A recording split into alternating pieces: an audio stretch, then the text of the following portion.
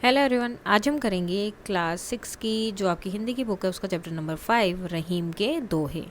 तो रहीम जो है कवि रहे हैं, उनके दोहे हैं, मतलब वो छोटे छोटे दो दो पंक्तियों में अपनी बातें बोलते थे। सो वो ही आज हम यहाँ पर पढ़ने वाले हैं। अब दोहे का एक्सप्लेनेशन और अर्थ साथ में हम लिखेंगे कि किस तरह से आपको उसको लिखना है। रहीमन देखिन बडेन को, लघु न दीजिए डारी, जहाँ काम आवे सुई का करे तलवारी। रहीम कहते हैं कि बड़े व्यक्ति या चीज़ को देखकर छोटे को नहीं छोड़ना चाहिए, क्योंकि जहाँ सुई काम आती है तलवार कुछ नहीं कर सकती। यानी छोटी चीज़ें भी अपने स्थान पर बहुत महत्वपूर्ण होती हैं। व्याख्या में आप कैसे लिख सकते हैं कि इस दोहे में रहीम यह समझाते हैं कि हर व्यक्ति और वस्तु का अपना महत्व है, चाहे वो छोटा हो या बड़ा। हमें किसी को छोटा समझकर नज़रअंदाज नहीं करना चाहिए, क्योंकि कभी छोटी छोटी चीज़ें भी बड़े काम कर देती हैं। आप दोनों में से कोई भी एक लिख सकते हैं। तरुवर फल नहीं खात है, सरवर पीह नहीं पान, कही रहीम पर काज हित, संपत्ति सचई सुजान। तो यहाँ पर क्या बोल रहे हैं? रहीम कहते हैं कि पेड़ अपने फल खुद नहीं खाता है, नदियाँ, सरोवर या तालाब जो हैं वो अपना पानी नहीं पीती हैं खुद से। तो रहीम कहते हैं कि जो सज्जन व्यक्ति होते हैं ना, वो भी अपनी संपत्ति, जो उनके पास पैसे होते हैं, वो हमेशा दूसरों के कल्याण के लिए यूज़ करते हैं, दूसरों के लिए यूज़ करते हैं।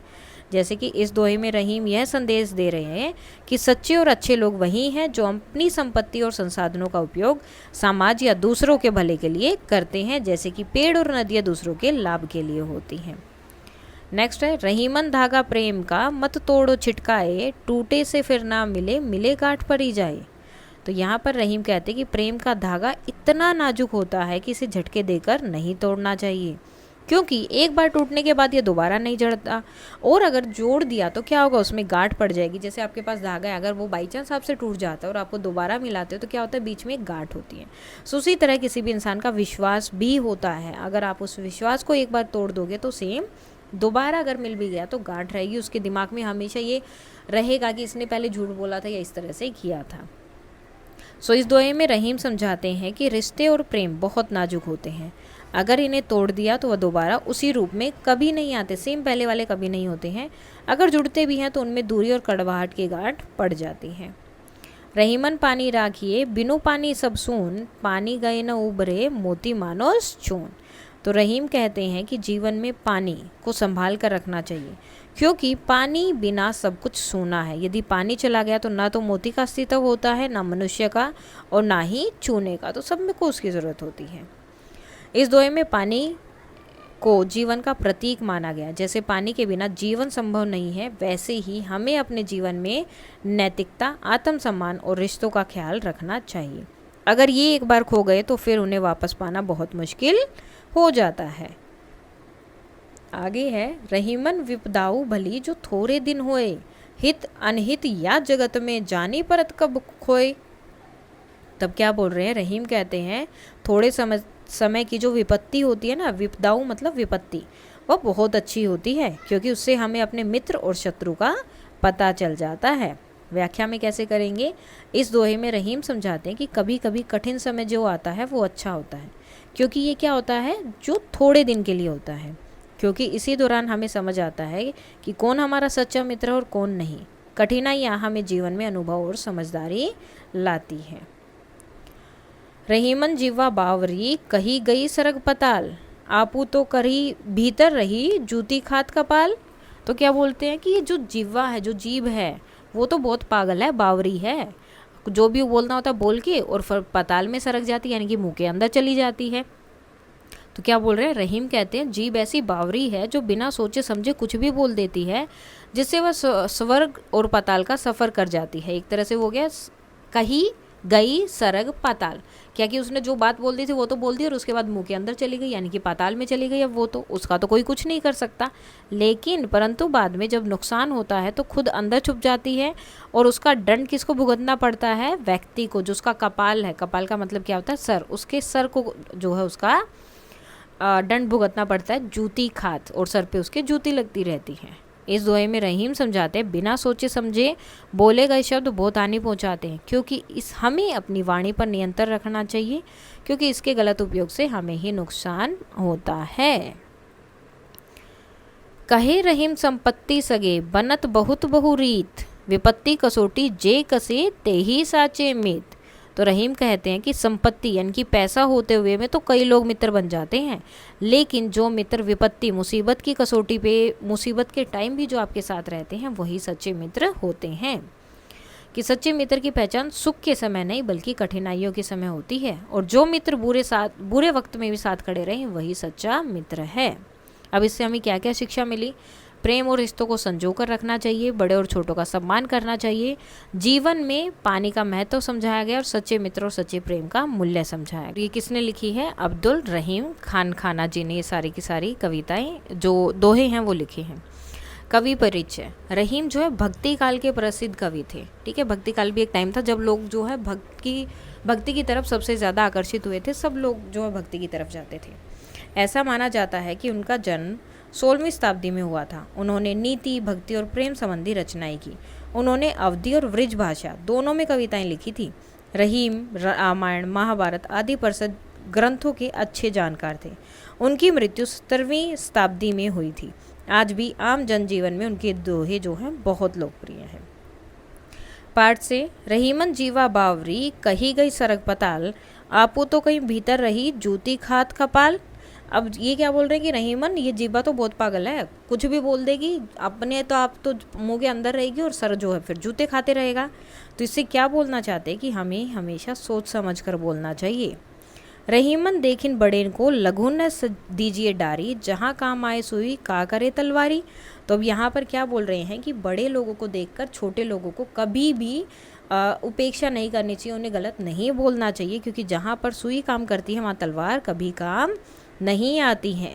तो हर छोटी बड़ी चीज़ का अपना महत्व होता है। अब हमें करना है यहाँ पर क्या है, मिलकर करें मिलान। पाठ में से कुछ दोहे स्तंभ 1 में है और कुछ जो है उनके भाव स्तंभ 2 में। अपने समूह पर चर्चा कीजिए और रेखा खींचकर सही मिलान करना है। रहीमन धागा प्रेम का मत तोड़ो छिटकाए, टूटे से ना मिले मिले गांठ पड़ी जाए। तो क्या है, अपने प्रेम या रिश्ते को हमेशा सहेज कर रखना चाहिए, क्योंकि अगर आपने कभी गलत बोल दिया और वो रिश्ता टूट गया तो फिर वो नहीं मिल पाएगा। कहीं रहीमन संपत्ति सगे बनत बहुत बहुरीत, विपत्ति कसोटी जे कसे तेही साचे मित। तो क्या बोलते हैं कि सच्चे मित्र विपत्ति में ही विपदा में हमेशा साथ देते हैं। कि जो पैसे के साथ, जब आपके पास पैसा है तब आपके साथ है, तो वो आपके सच्चे मित्र नहीं है। सच्चे मित्र कौन से हैं? विपत्ति, जब आपके ऊपर मुसीबत आती है, संकट आता है, उस टाइम पे जो आपका साथ देते हैं वो सच्चे मित्र हैं, सच्चे दोस्त हैं। तरुवर फल नहीं खात है, सरवर पीहे नहीं पान, कही रहीम पर काज हित संपत्ति सच्चे सुजान। कि तरुवर अपना फल नहीं खाता है, सरोवर अपना पानी नहीं पीता है। तो इसी तरह से यहाँ पर जो क्या बात कर रहे हैं, जो सज्जन लोग होते हैं वो अपने पैसे अपने लिए नहीं दूसरों के परोपकार के लिए यूज़ करते हैं। नीचे दिए गए दोहों पर समूह में चर्चा कीजिए, उनके अर्थ और भावार्थ अपनी लेखन पुस्तिका में लिखिए, जो ऑलरेडी हमने लिख लिए हैं। ऑलरेडी हमने कर लिया था, फिर भी एक बार देख लेते हैं। रहीमन विपदाऊ भली जो थोड़े दिन होए, हित अहित या जगत में जानी परत कब को ओए।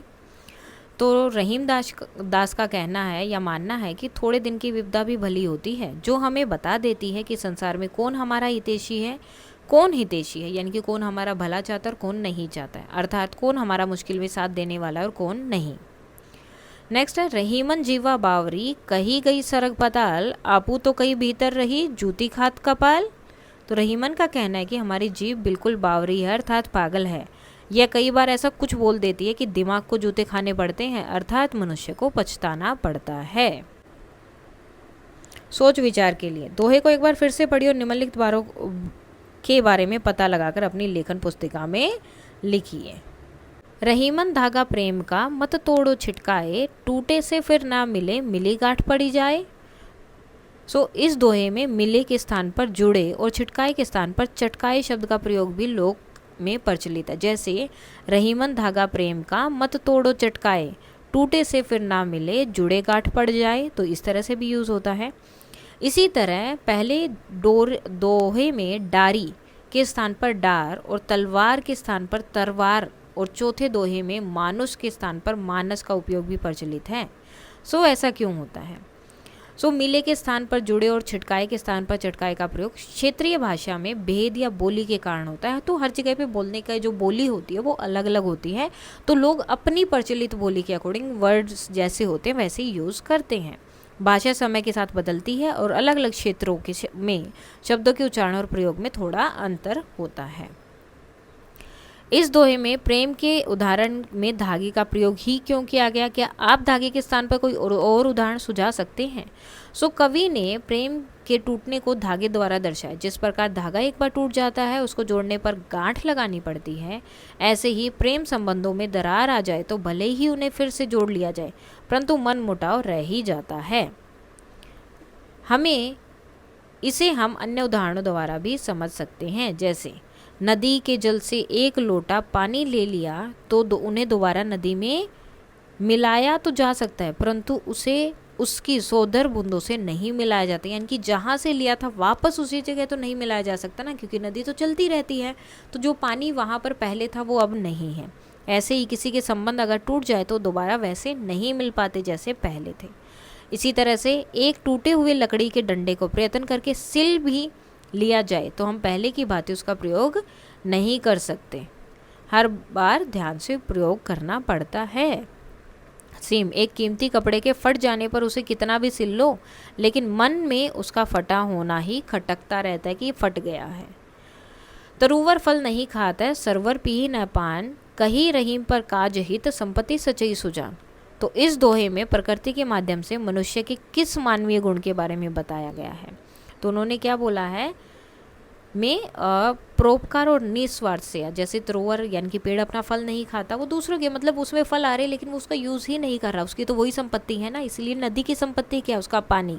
तो इसमें क्या है? परोपकार, दूसरों की भलाई करना, और निस्वार्थ कि मुझे नहीं चाहिए, जिसको लेना है ले लो। तो ये गुण यहाँ पर दर्शाया गया है। दूसरा क्या? धैर्य, लचीलापन, तूफान के आने पर झुकने वाला पेड़, निरंतरता, नदी का लगातार बहते रहना, समन्वय, पारिस्थितिक तंत्र में सभी जीवों के का सह अस्तित्व। शब्दों की बात, हमने शब्दों के नए नए रूप जाने और समझे। अब कुछ करके दिखाने हैं। कविता में आए कुछ शब्द नीचे लिखे हैं, इन शब्दों को अपनी मातृभाषा में क्या कहते हैं, आपकी मातृभाषा में क्या बोलते हैं वो लिखना। जैसे तरुवर को क्या बोलते हैं? पेड़। सबका अलग अलग हो सकता है ये। विपत्ति, मुसीबत, मुसीबत, ठीक है। छिटकाए, एकदम से छिटक कर या झटका देकर, इस तरह से आप बोल सकते हैं इसको, झटके से। सुजान, सज्जन। सरवर, तालाब। सांचे मतलब संचय करके या इकट्ठा करके रखा है तो वो। कपाल, सर, जो आपका सिर होता है उसकी बात यहाँ पर कर रहे हैं। तो अब यहाँ हमें बताना था कि आपकी भाषा में इन्हें क्या बोला जाता है। सबका अलग अलग हो सकता है। त्रुवर, पेड़ या वृक्ष। विपत्ति, मुसीबत या संकट। छिटकाए, तोड़ना या खींचना। सुजान, सज्जन और विद्वान व्यक्ति। सरवर, तालाब या पोखर। सांचे, सच्चे और वास्तविक। कपाल, दिमाग या माथा या सिर आप बोल सकते हैं। शब्द एक, अर्थ अनेक। रहीमन पानी राखिए, बिनु पानी सब सून, पानी गए न उबरे, मोती मानुष चून। तो ये भगवान को बोल रहे हैं कि पानी हमेशा रहना चाहिए, पानी के बिना तो सब ही सूना हो जाता है। पानी जाने के बाद तो ना तो मोती फल सकता है, ना मानुष यानी कि मनुष्य जिंदा रह सकता है, और ना ही आटा हम लगा सकते हैं, मतलब कोई भी काम नहीं कर सकते हम पानी के बिना। इस दोहे में पानी शब्द के 3 अर्थ है, सम्मान, जल और चमक। क्योंकि मोती इसमें जो है कैसे आती है चमक, इसी से आती है मोती में, जल से ही। और मानुष को जल चाहिए ही चाहिए, पानी, और चून से इसको सम्मान मिलता है। इसी प्रकार कुछ शब्द नीचे दिए गए हैं, आप इन शब्दों के 3-3 अर्थ लिखने हैं और आप इस कार्य में शब्दकोश, इंटरनेट, शिक्षक या अभिभावकों की सहायता ले सकते हैं। अब यहाँ पर हमें जो है अलग अलग अर्थ बताने हैं। कल, आने वाला कल। चैन या शांति, पुर्जा या मशीन को भी बोला जाता है। पत्र, पत्र का मतलब दल, चिट्ठी, पत्ता सब होता है। कर, कर का मतलब हाथ, टैक्स और किरण। फल, फल का मतलब क्या होता है? परिणाम, एक खाने वाले फल का नाम भी होता है। हल का आगे का भाग जो होता है उसे भी हम क्या बोलते हैं? फल। पाठ से आगे, रहीमन देखी बडीन को, लघु न दीजिए डारी, जहाँ काम आए वे सुई, का करे तलवारी।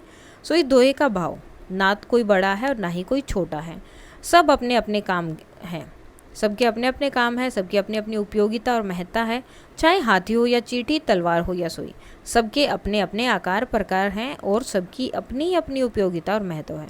सिलाई का काम सुई से ही किया जा सकता है, तलवार से नहीं। सुई जोड़ने का काम करती है, जबकि तलवार काटने का। कोई वस्तु हो या व्यक्ति, छोटा हो या बड़ा, सबका सम्मान करना चाहिए। अपने मनपसंद दोहे को इस तरह की शैली में अपने शब्दों में लिखिए। दोहा पाठ से या पाठ के बाहर से हो सकता है, तो आप चैप्टर से लेकर या चैप्टर के कहीं और से लेकर उसको लिख सकते हैं। को यहाँ लिखना था एक। इस दोहे में रहीम, उत्तर रहीमन धागा प्रेम का, मत तोड़ो चिटकाए, टूटे से फिर ना मिले, मिली गांठ पड़ी जाए। इस दोहे में रहीम प्रेम और रिश्तों की नाजुकता के बारे में बात करते हुए कहते हैं कि प्रेम के धागे को जल्दबाजी या गुस्से से नहीं तोड़ना चाहिए, क्योंकि एक बार टूट जाने पर यह किसी फिर से वैसा नहीं जुड़ पाता है, और अगर जुड़ भी जाए तो उसमें गांठ होती है। यहाँ गांठ का अर्थ जो है रिश्ते में जो कटुता या दरार एक बार आ जाती है, जो संदेह आ जाता है, उसके बारे में है। यह दोहा हमें सिखाता है कि रिश्तों को बहुत सावधानी और धैर्य से संभालना चाहिए, चाहे वह पारंपरिक संबंध हो, दोस्ती प्रेम संबंध हो या फिर नाजुक। हर रिश्ता क्या होता है, नाजुक होता है। छोटी छोटी बातों पर गुस्सा करके या जल्दबाजी में कोई निर्णय लेकर हम अक्सर अपने रिश्तों को नुकसान पहुंचा देते हैं, और एक बार टूटा हुआ विश्वास या बिगड़ा हुआ रिश्ता फिर से पहले जैसा नहीं होता है। इसलिए हमें हमेशा अपने शब्दों और व्यवहार पर ध्यान देना चाहिए, ताकि हमारे रिश्ते मजबूत और स्वस्थ रह सके। बड़े बड़ई ना करे, बड़े न बोल बोल, रहीमन हीरा कब कहे, लाख मेरो टके का मोल। तो रहीम दास जी यहाँ पर कहते हैं कि जिसमें बड़प्पन होता है वे अपनी बड़ाई स्वयं कभी नहीं करते हैं, उनके कार्य ही उनके कौशल को दर्शा देते हैं। जब वो काम करते हैं तो लोगों को खुद ही पता चल जाता है कि कितने इनके अंदर, मतलब आप बोल सकते हैं कि टैलेंट है या नहीं है, क्या वो काम करने से आपका काम देख के ही लोगों को पता चल जाता है। जैसे हीरा बहुत ही बहुमूल्य क्यों ना हो, लेकिन कभी अपने मुंह से अपने बारे में नहीं बताता। हमें भी अपने गुणों को दर्शाना नहीं चाहिए, वे समझते ही हमारे कार्यों के माध्यम से सबके समक्ष आ जाते हैं। जैसे कुशल खिलाड़ी अपने खेल से, बावर्ची अपने स्वादिष्ट पकवानों से, अच्छा नर्तक अपने नृत्य से, और श्रेष्ठ गायक अपने गायन से, प्रतिभाशाली विद्यार्थी अपने परिणाम से ही जाना जाता है। वो बार बार आगे ये नहीं बताता कि मैं ये काम बहुत अच्छा करता हूँ, ये काम बहुत अच्छा करता हूँ, उसके काम से लोगों को पता चल जाता है कि ये काम बहुत अच्छा करता है। उसके बाद है सरगम भी यहाँ पे कुछ दिखाया है। रहीम, कबीर, तुलसी, वृंद आदि के दोहे आपने दृश्य श्रव्य माध्यमों से कई बार सुने होंगे। कक्षा में आपने दोहे भी बड़े मनोयोग से गाए होंगे। अब बारी है इन दोहों की रिकॉर्डिंग की। रिकॉर्डिंग सामान्य मोबाइल से की जा सकती है। इन्हें अपने दोस्तों के साथ समूह में या अकेले गा सकते हैं। यदि संभव हो तो वाद्य यंत्रों के साथ भी गायन करें। रिकॉर्डिंग के बाद दोहे स्वयं भी सुने और लोगों को भी सुनाए। तो वही है, आप चाहें तो इनको जो है रिकॉर्ड करके रख सकते हैं। पहेली थी आपकी, 2 अक्षर का मेरा नाम, तो इसका आंसर क्या रहेगा, आता हूँ खाने के काम, उल्टा होकर नाच दिखाऊं, मैं क्यों अपना नाम बताऊं। तो क्या था, चम। उल्टा करने पर मच हो जाता है, जो नाचने से संबंधित है। एक किले में 2 ही द्वार, उसके सैनिक लकड़ीदार, टकराए जब दीवारों से जल उठे सारा संसार। तो क्या वो है, दांत। दांत जो दरवाजे जैसे दिखने वाले होते हैं, लकड़ी जैसे सैनिक यानी कि दांत, और टकराने पर जल उठना यानी कि दर्द होता है। इसके साथ ही आपका ये चैप्टर हो जाता है कंप्लीट। कोई डाउट है तो आप बता सकते हैं। That's all for today and please like share and subscribe. Thank you.